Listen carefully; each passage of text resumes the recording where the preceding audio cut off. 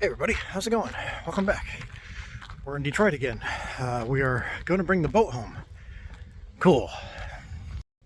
So the original plan was to leave here from Jefferson Beach Marina in St. Clair Shores, Michigan, and we were going to take it down the Detroit River, out through Lake Erie and up the Welland Canal, but the Welland Canal is not open for pleasure boats until May. We did not know this. They still even haven't announced it on their website. It is what it is. So we're gonna bridge that, but it is the start of the journey. We have most everything loaded into the boat, nowhere near organized. I meant to go through kind of a what's what of everything we got. Didn't quite get that far. Had to get up at 3 o'clock this morning. We got out here a couple hours ago. I just got done running the rental car around and dropping it off. So now it's back to being cold, because why wouldn't we do something in the cold? So for all the bikinis and beaches, we ain't got that. We've got 45-degree weather with snowing this morning. Welcome to the real world. And then there's a plot twist. I just went down and bought some more stuff to keep doing some work. We're supposed to launch at 1 today, but as I was at the store, the guy stopped by and talked to my brother, who just gave me a call 15 minutes ago and said, hey, you want to get in early?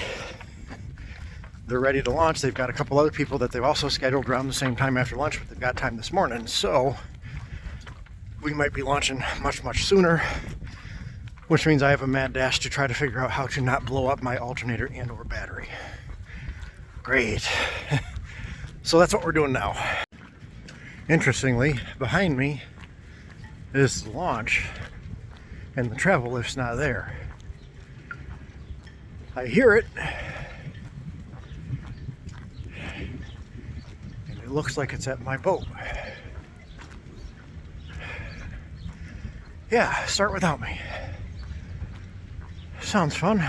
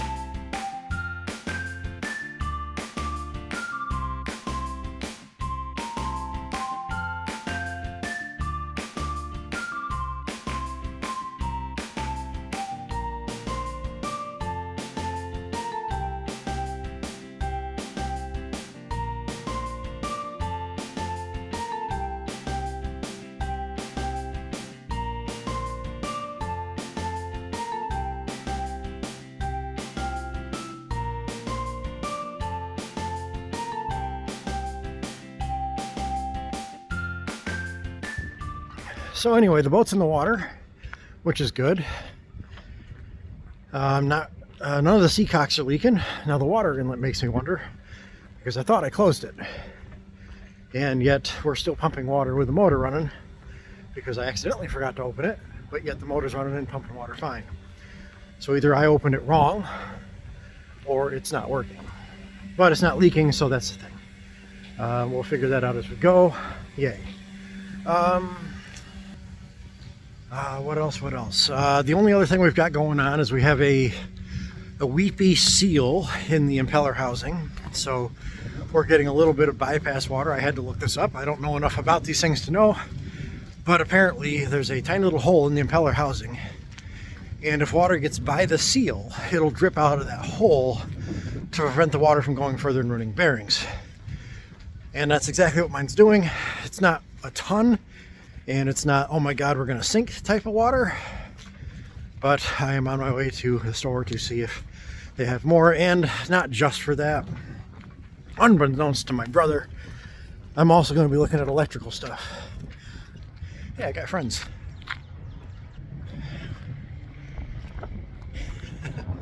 So yeah, the other downfall is, we do want to get underway pretty soon, hopefully tomorrow. So today is kind of button everything up day.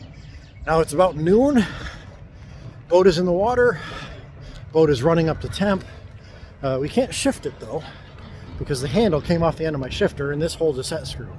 So I don't know if the marine place will have anything like it, but we're going to try.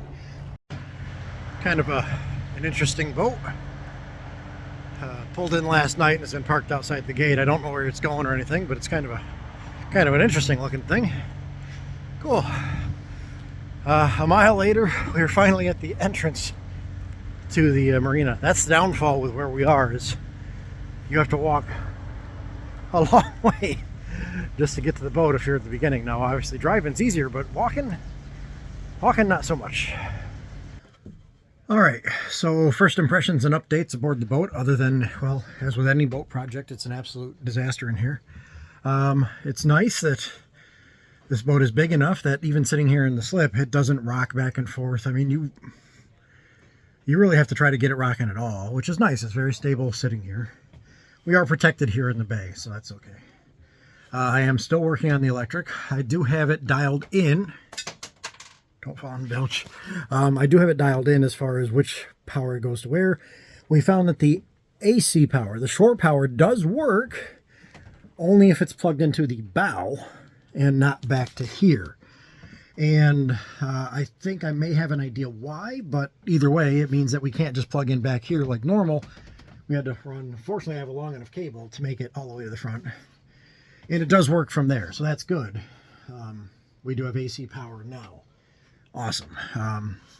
Running into a little bit of a weird issue with our starter battery in that it started it fine earlier, then it kind of got like, so it's acting like the starter battery is weak, but like, I don't know why. The battery is fully charged, and now that I've got AC hooked up, I managed to figure out which one was one of the battery charger lines. Originally, this battery had 3 lead acid batteries, one for the starter and then 2 in parallel for the house bank. The interesting part is whoever wired this before had multiple charger leads coming out of the charger that's under the step here. One going to the starter battery and one to each of the other batteries. And then there was a 4th set that I don't know where it was going or what it was hooked to. I'd have to go back and look. But the biggest concern is, why would you be charging each individual house batteries instead of charging the battery bank as a whole? That's a little kind of weird, especially since they were actually paralleled together. So definitely not ideal, but we've done away with that, and we're not using that charger because that's an old charger and won't charge the lithium properly, and the lithium will be charged by the solar eventually anyway. So for the meantime, we've gotten everything kind of dialed in. We know battery 1 is the starter battery, even though it's acting kind of stupid. Battery 2 is the house battery, which obviously is working and working fine in regards to that. So we've gotten that figured out, so that's good. The other thing to worry about is I'm currently hooking up my big Renogy inverter. I'm just kind of putting it back there. Now, I'm probably not going to hook it up to the shore power and the automatic transfer switch part just yet. The rest of it, though, we'd have the mainsail now hanged on, the head sail, not quite. It's still kind of very windy, so we haven't hoisted the head sail yet. Now, tomorrow morning, we have to go to the Yanmar place, which is probably going to cost me $100 in an Uber fee. But we got to go to the Yanmar place to get a couple of seals for the shaft on our impeller housing. Then once that's done and the motor is back up and running, we should be ready to go.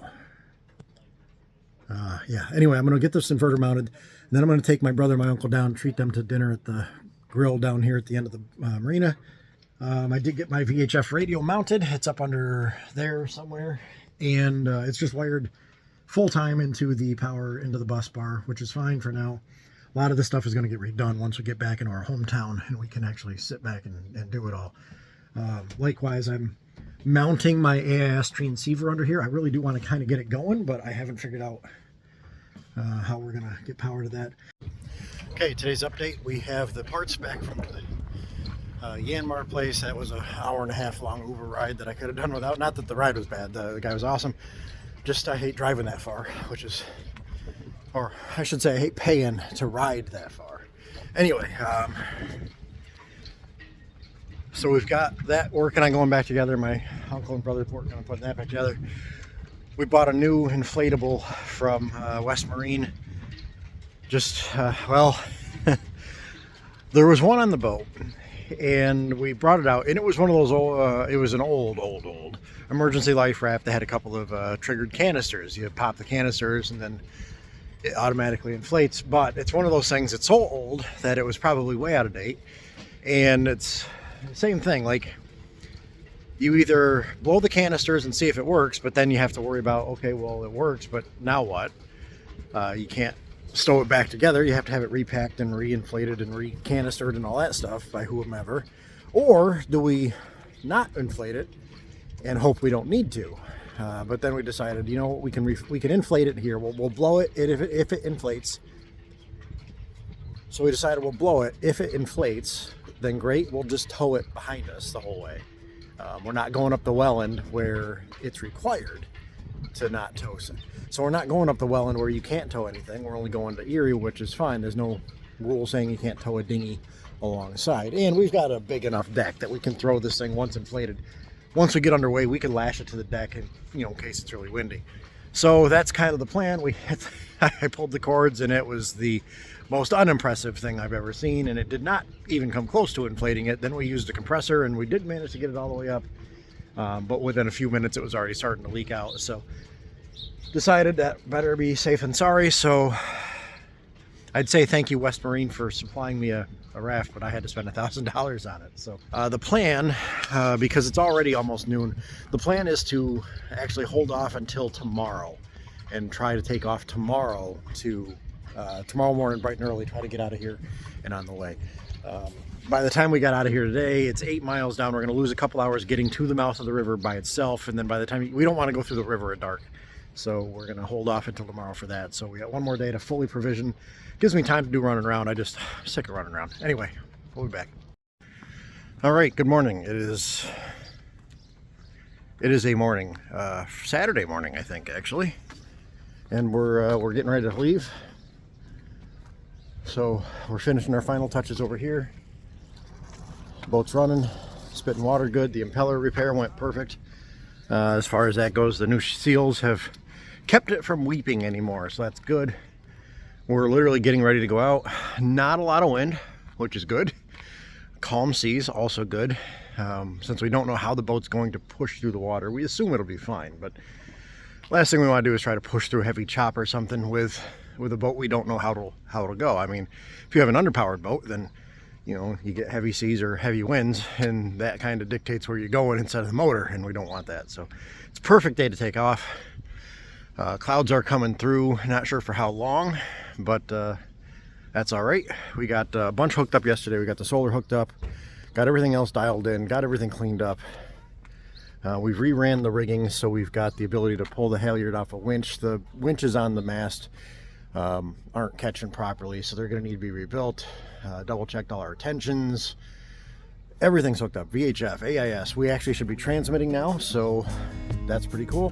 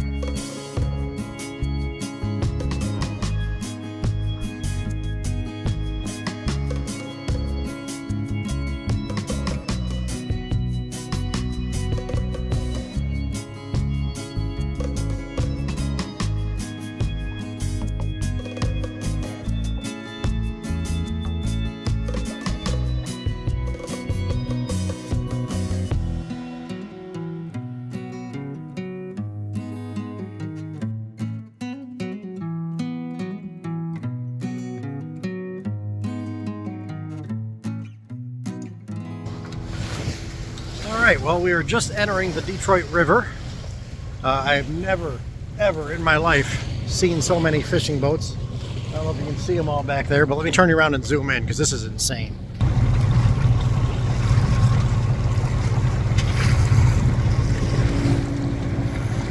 It's a lot.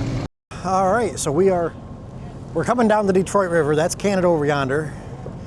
This place over here behind me, that is the only island that we had to veer left on because the bridge on the other side is not quite tall enough to go up my 56-foot mast. There's Detroit. Right over there. So we're doing pretty good. Hopefully we get some sailing done once we get down to Erie. We've had no wind yet today, which is fine. We're really not going to be, unless we had a really good, a good wind coming from the north to blow us down the river. There was really no sailing to be had down the river today. And that's fine. We're just going to motor down. I got to go check the fuel level again, see if we need to dump a couple gallons in, but I think we're still fine. And then once we get down to Put-in Bay down in Erie, we will be able to hopefully have some wind there. The idea is the plan, at least right now, is to get down the river, anchor out there, depending on the weather and depending on what time it is. If we get down there early enough, we can get out of the bay and start heading across. We're just going to keep heading towards Presque Isle. If not, though, we'll find a nice place to anchor, see how my dad's little 22-pound Delta holds up, depending on the weather. If it's really heavy, I've got my big 44-pound rock that we can throw.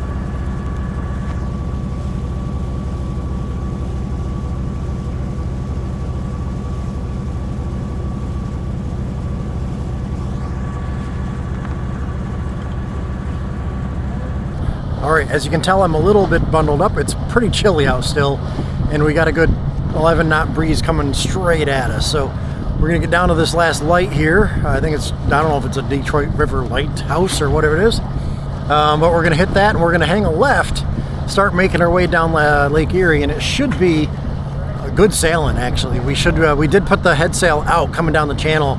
We were pushing 9 knots coming down through there with some wind assist. From here, we should be able to shoot out through Put-in Bay like ridiculously quick. I mean, it's a ways out, but we should be able to make good time. It's only like 3 o'clock now, so really we've only been going for 6 hours. We made it all the way out Lake St. Clair, all the way down the river and down to the entrance of the bay. So we're gonna see what we can do over the next few hours, see what kind of speed we make.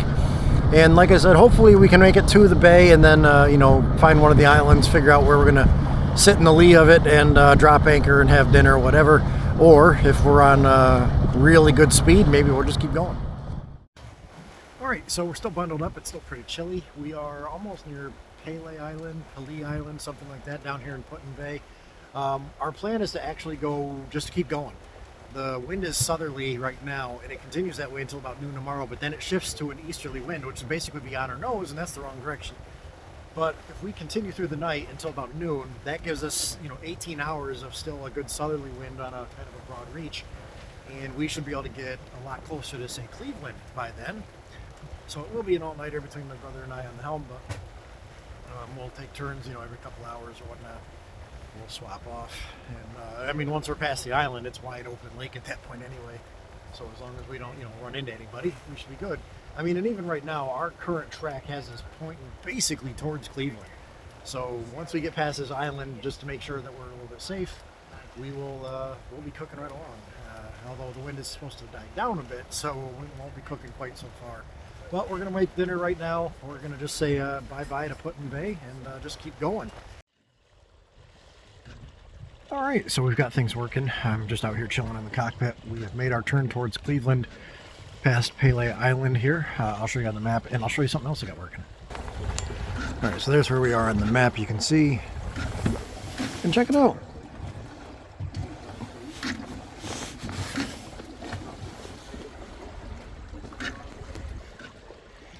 We have a working autopilot. So there's a lot of firsts for me on this boat. I haven't had a boat with an inboard engine. I haven't had a boat with a furler. I haven't had a boat with an autopilot. I haven't had a boat with actual gauges on it. So yeah, really nice upgrade. I'm very happy about that. And as you can see behind me, really nice sunset too. So yes, it is cold, but we do have the sunset going. My uncle and my brother are down watching TV down in the cockpit and keeping it warm down there. And basically we're just going to keep going through the night. So yeah, we finally got the autopilot working, which is great because now I don't have to do anything but just watch out for stuff. We're only doing 3.5, 4 knots, but it's fine. You know, any knots is better than no knots, and we're heading the right direction. So that's what counts.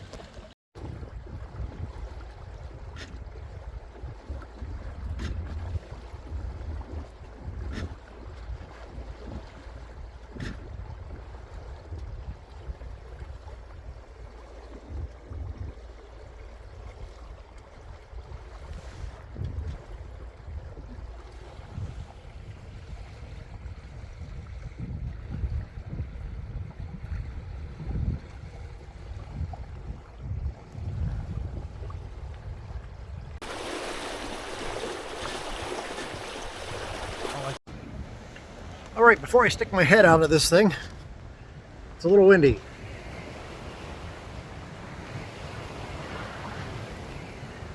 Probably sitting around 15 knots of wind, gusting a little bit higher than that. We're going dead downwind though. We've got the head sail pulled out.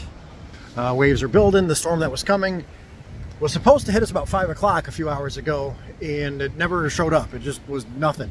But now, as predicted, about 8 o'clock, we're supposed to be here about 8 o'clock. It's getting pretty good. Now, Presque Isle is that away. We're heading parallel to it now, and then we're going to shoot in on the other side and then come back in. Won't be too much longer, though, before we actually do shoot in. That'll be a pretty interesting thing. We're probably going to want to reef the main and pull in the jib a bit while we do that.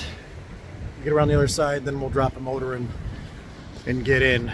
And I've got the big Brocknet down here because it doesn't fit in the anchor locker, but I've got it down here prepped and ready, so all I got to do is throw the shackle on it, seize that off, and we'll be ready to anchor in the bay.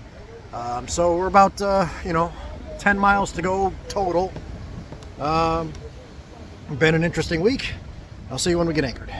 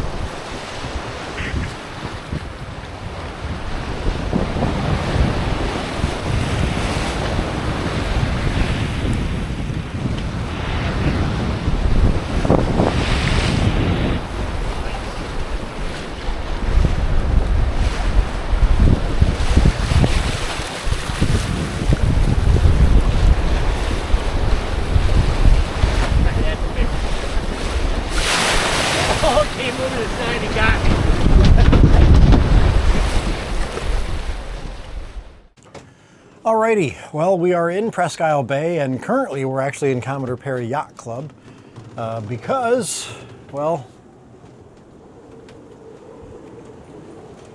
it's pretty gnarly out there. I don't know if you can see out into the bay.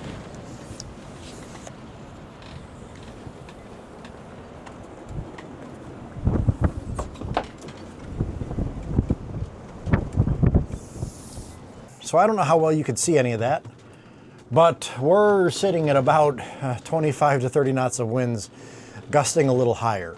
And that's here in the bay. I don't know what it's like out on the lake. It's a long walk to get out there to look, but I do want to do that at some point. However, I'm still trying to get a hold of somebody here at the yacht club. Now, they have information on their website that says, you know, transients just pull up to the dock, find the dock master or an officer or whomever, and they will direct you to filling out whatever needs to be filled out and all that fun stuff. And there was nobody here. So obviously we parked. We wanted to get out of this weather. This is ridiculous. We did spend the night on the bay last night, but last night it was only 15-20. My 44-pound rock there, that held like no other, and it took a while to break it loose this morning. It was so buried in there, but that's okay.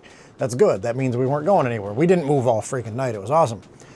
But rather than chance it and being out there, plus I still had to drop my brother and my uncle off, well, we figured we would just, you know, get to a dock somewhere. And this one made the most sense in regards to their website actually having information and or answering the phone. Now, most of these places are seasonal, and that means that like Perry's Landing, which is just next door or that way, this way, I forget which way.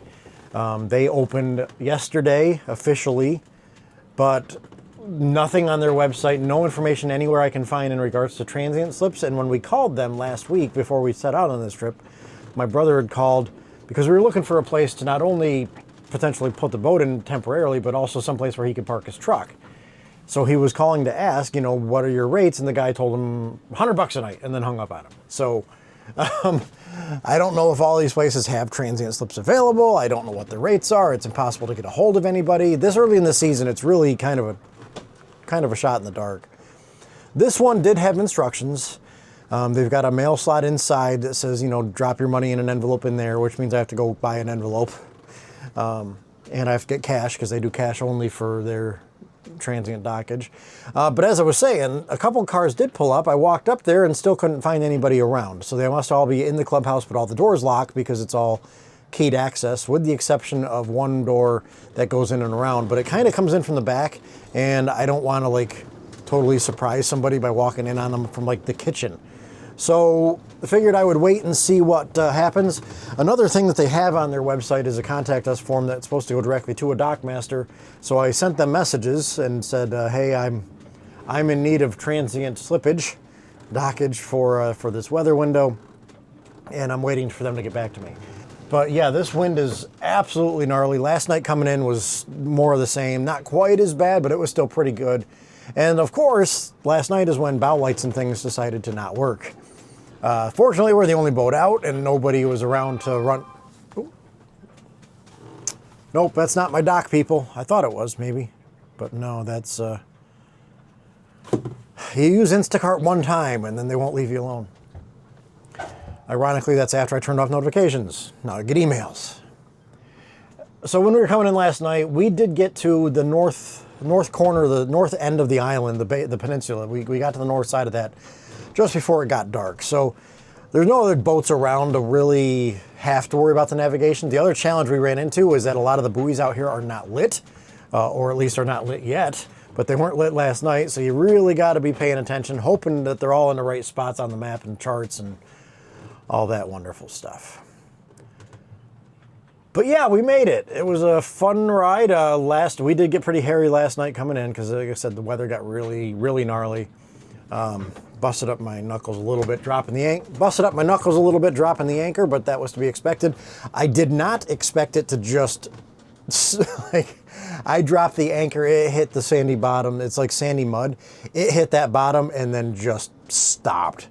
And of course, I've got 45 feet of chain before the road, and like it got to where probably after about 50 feet of road before I finally was able to get a hold of the road enough to get it around the cleat to finally slow the descent to where I could actually stop the boat. And it was gnarly getting it up. Again, we had to get it, basically we had to put motor up till we got it vertical and then kind of had to power it forward to break it free of the mud. And then as soon as it broke free, it came right up. That was fine. Well, so as a follow-up to landing here in Commodore Perry, I've seen people at the dock house, but haven't been able to get a hold of anybody. I'm not about to go walking around banging on windows going, hey, I'm here. but interestingly, half the stuff doesn't work. So, I mean, granted, again, early in the season, I get it, but, you know, their main power panel appears to be on, but none of the pedestals apparently have power to them. At least the one I just plugged into, I have no power to it. Everything else is hooked up, but I have no juice at all on my shore power. So that's always great. I was really hoping that would just work. Now, I know that the transient page on their website says, hey, all transient guests have full use of all the facilities just like anybody else. But until I've gotten the acknowledgement that they know I'm here, like officially here, I don't want to get too crazy. So a couple things have happened in the last couple minutes. Some people from the yacht club actually reached back out to me, so I was able to get a hold of somebody. I was able to get a hold of the dock master who called me first, and that was great. He called me and said that, you know, hey, did you need a spot? You know, are you taken care of? I says, yep, we ducked in first thing this morning. So we're here. He said they're actually not open, but they're totally fine with me, you know, taking kind of safe harbor, if you will, from the weather. Apparently the ducks are still doing the same thing. And side note, there was actually a dude out here windsurfing earlier. I don't know if he still is, but man, he must have a hell of a wetsuit. It is freezing cold. It's like 40 degrees out. Ridiculous wind. Like, dude, don't fall off that thing. That's all I'm saying. Anyway, so Jim said that, you know, we're totally fine with that. Awesome, that's great. And then shortly thereafter, Joe, the Commodore of the yacht club, he actually got a hold of me as well. And I couldn't be any more appreciative of their offer. He's offered to let me stay for nothing, basically. So he's not going to charge me for using the dock for the next couple days. Basically just, you know, rate out the storm and then we'll call it good. Since they're not open, I can't very well be like, hey, let's stay as a transient for 2 weeks. I am not gonna do that to them. But he is going to be down here at 4 o'clock to open up. Well, not Joe, but Jim. Joe is sending Jim down to open up at 4 o'clock for me to go through, just fill out the information that they've got for me as far as the transient goes. And he said that the only thing that he'd like is just an email saying thank you for everything. I guess he said he did say that his lease is coming up, or their, you know, the yacht club's lease is coming up with the pier here, and he said it would really go a long way towards helping them combat higher prices, you know, higher jacked up price rates, you know, by having something like that where they're able to show that, you know, they do need to maintain a presence here because they are, you know, the type of place that won't give anybody any crap when it comes to trying to get out of the wind. So I'm really appreciative there. I'm still going to throw them some money in their little slot there, their mail slot, because, you know, I mean, I am really appreciative, and I was fully prepared to spend the money to stay. It's about $75 a night. It's $2 a foot, so $76 a night. And figure we'll be here tonight, Tuesday, tomorrow night, Wednesday, and then out Thursday. So, I mean, it would have cost me, you know, $150, $200 to stay, but I was totally prepared to pay it, so that's awesome. And yeah, anyway, so that was the first thing that happened. The second thing that happened is, I think I mentioned, but I can't find fenders anywhere in this damn town. But the one place I called, now this shows you the kind of town that you want it to be. Erie's a big town, but I had called a place called Boyer Marine, and I got their answer machine. Their website said one thing when it came to hours of operation, and then Google said another. Google said they were still open, and they were open, you know, Monday through, you know, all week, 9 to 5. Their website only showed Monday and Friday, or Monday and Wednesday, or Monday and Thursday, something like that is opening. So I just figured one thing was wrong, whatever, fine, no big deal. So I didn't leave a message, you know, there's no point. I'll call around some other places. I called this other place. I got a couple fenders on order. Great. And then he called me back. Now, I don't know anybody out here other than this 814 area code being Erie. So this number rang, and I figured maybe it was another club member or something, and it was actually the gentleman from Boyer Marine, and he said, hey, I missed your phone call. Is everything cool? And I'm like, oh, well, I mean, I was just looking to buy some boat fenders, and I found another place to order some from. He's like, well, I've got some on the shelf. Perfect. Can never have too many fenders. I will be right there. Actually, I won't be right there. I told him I'd be over after I take care of my paperwork because Jim is coming down at 4 to unlock the boathouse for me. And I've just got to go fill out my paperwork and whatnot. And from there, I will then leave, go to Boyer Marine via Uber and buy a couple of fenders. I have the ones on order from the other marine place, and that's fine, but they're not going to get here till Thursday. Well, I want to have something on this boat ideally before tomorrow. So that's what we're going to do. We're going to go spend, and depending on what he's got, he looks like he's got a big stuff. Maybe we'll get lucky and he'll have an electrical panel and I can replace this freaking thing. Anyway, that's what's going on. So cool. But that's going to do it for part 1. Thanks for watching. Thanks for playing along. And yeah, very happy. I've spent way too much money, but very happy. And we'll catch you next time. See ya.